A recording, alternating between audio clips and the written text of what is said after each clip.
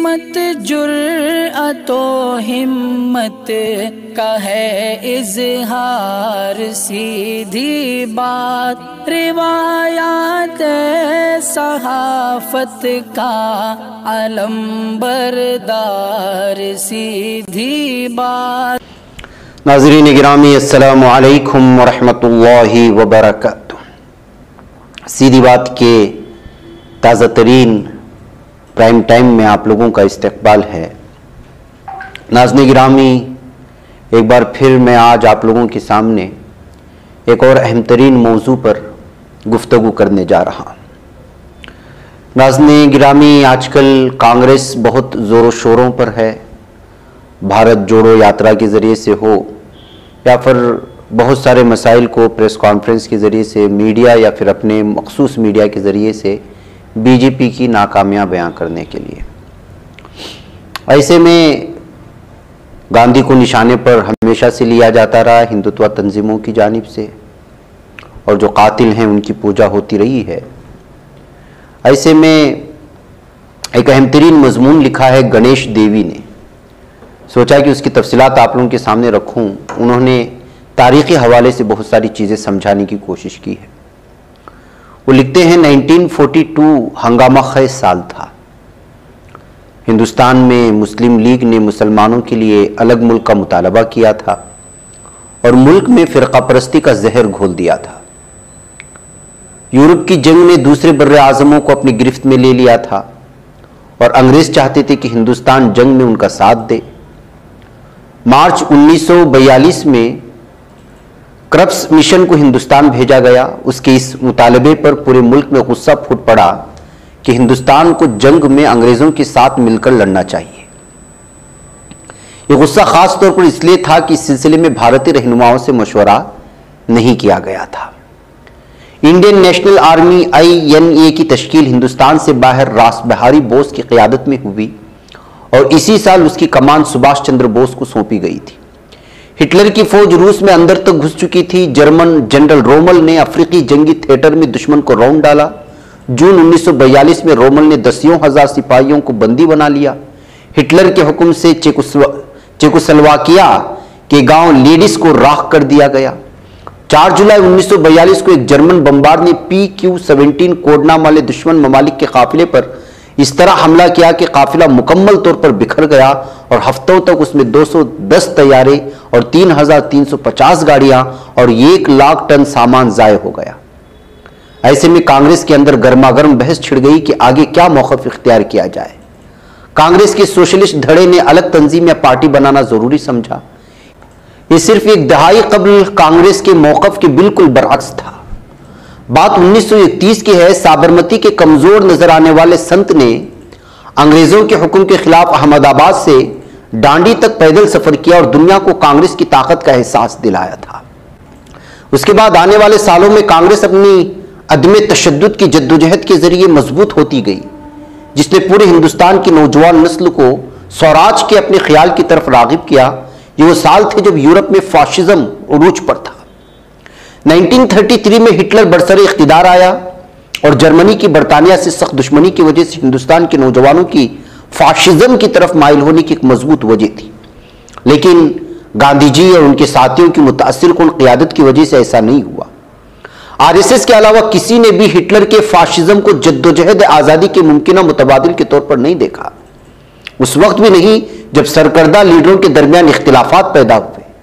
मिसाल के तौर पर डॉक्टर अंबेडकर और महात्मा गांधी के दरमियान इख्तिलाफात को ले लें, यहां तक कि सुभाष चंद्र बोस के लिए भी, जिनके ख्यालात गांधी जी से बिल्कुल मुख्तलिफ थे, सुभाष चंद्र बोस की नज़र में कोई नस्ली इम्तियाज नहीं था।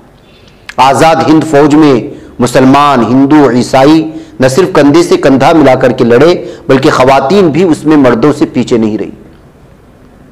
मुख्तलिफ मसाइल पर बाहमी इख्तिलाफात के बावजूद मुल्क के तमाम बड़े रहनुमाओं के दरमियान एक वाज़ेह इत्तिफाक था कि हिंदुस्तानी आवाम का मुस्तकबिल जमहूरियत के रास्ते पर चलकर ही बेहतर हो सकता है। 1921 के डांडी मार्च से तकरीबन एक दहाई कबल कांग्रेस एतदाल पसंदों और इंतहा पसंदों के दरमियान शदीद इख्तिलाफात से बाहर आ रही थी।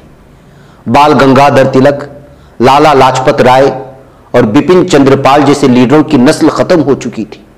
1920 में गांधी ने लोगों से राब्ता करने और उन्हें कांग्रेस से जोड़ने के लिए वसी पैमाने पर हिंदुस्तान का दौरा किया। 1942 की हिंदुस्तान छोड़ो तहरीक को उसके तारीखी तनाजुर में देखने के लिए जरूरी है कि कांग्रेस के 1920 से 1942 तक के सफर, खासतौर पर 1931 के वाकयात और उसके असरात पर गौर किया जाए। उस वक्त के सियाको सबाक और आज जिस सियाको सबाक में भारत जोड़ो यात्रा तहरीक उभरी है, इसमें काफी मुमासलत है। 2002 में कांग्रेस एनडीए हुकूमत के इंडिया शाइनिंग का मुकाबला करने में बेबस नजर आई। एक दहाई के बाद 2012 में कांग्रेस की क़यादत वाली यूपीए हुकूमत ने तालीम का हक और मालूमात के हक जैसी बेमिसाल कानून साजी करने में कामयाबी हासिल की, जिसमें national rural employment guarantee act भी शामिल है, जिसे मनरेगा के नाम से जाना जाता है। लेकिन पिछले 8 सालों में हिंदुस्तान पूरी तरह बदल चुका है। आज मरकज में एक ऐसी हुकूमत है जो चंद इंतहाई अमीर कारोबारी घरानों पर मेहरबान रही है और जिसने शऊरी तौर पर उन तमाम जमहूरी इदारों को कमजोर कर दिया है जो एग्जीक्यूटिव के काम की निगरानी के जिम्मेदार थे। मेनस्ट्रीम मीडिया हुकूमत की रीढ़ की हड्डी बन चुका है और आइन की तरफ से दी गई आजादी इजहार महज एक याद दहानी के हकीकी जिंदगी में उसकी कोई जगह नहीं है। जैसे मरकजी तफ्तीशी एजेंसियों को ऐसे कवानीन से लेस किया गया है जो उन्हें तलाश करने, पकड़ने, गिरफ्तार करने की बेलगाम इख्तियारात देते हैं। नफरत अंगेज तकारीर और अकलियतों के खिलाफ नफरत अंगेज जराइम में 2014 से इतनी तेजी से इजाफा हुआ है कि आजादी के बाद उसकी कोई नजीर नहीं मिलती। भारत के बाहर जंग के बादल गहरे हो रहे हैं और बैनुल अक़वामी इदारे जारिहाना इरादों और जंगों की मुअस्सिर रोकथाम से कासिर नजर आते हैं।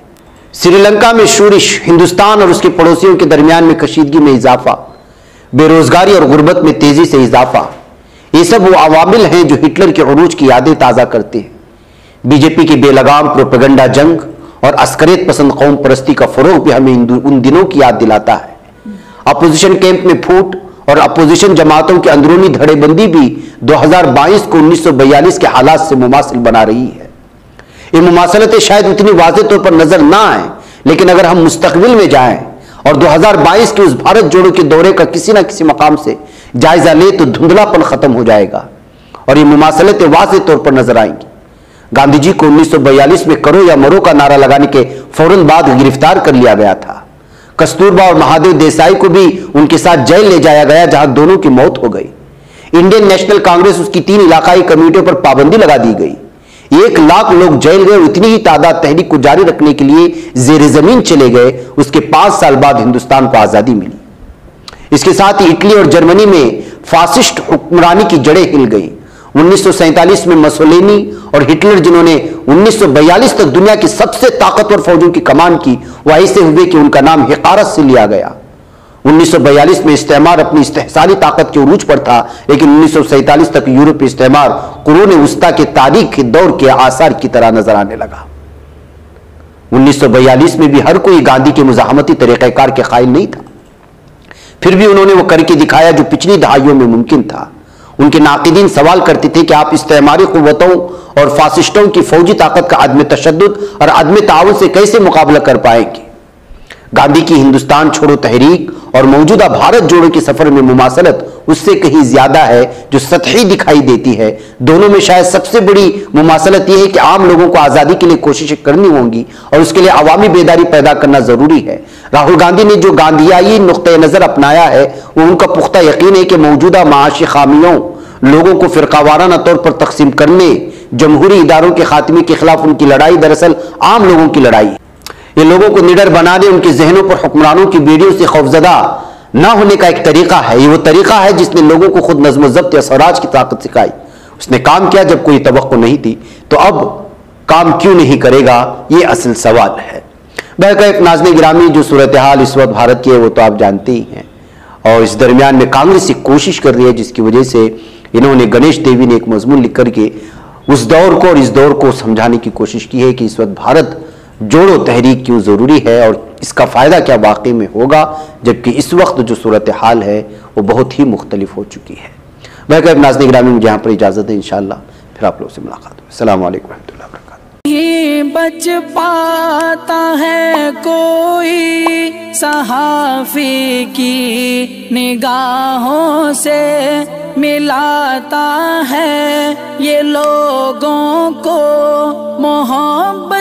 की पनाहों से, करम और दर्द मंदी का है एक संसार सीधी बात। अजीमत जुर्अतो हिम्मत का है इज़हार सीधी बात। अजीमत जुर्अतो हिम्मत का है इज़हार सीधी बात। ये चैनल हक निगर बनकर कुचल देता है फितनों को।